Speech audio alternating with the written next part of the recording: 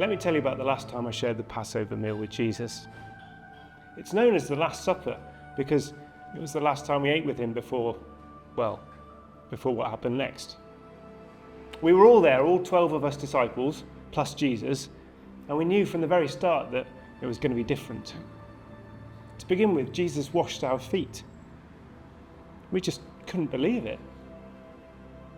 Foot washing is a job for servants, but Jesus, our teacher, the Lord, did it. He knelt down on the floor in the dust at our feet and washed them. To be honest, I didn't really want him to. It didn't feel right. If anything, I should have been washing his feet. But he insisted. "Peter, unless you let me wash you," he said, "you aren't one of my disciples." Well, I had to.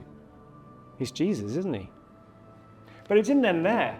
We carried on with our usual Passover meal. We ate the lamb and the bitter herbs like we usually do and did all the other things we usually do.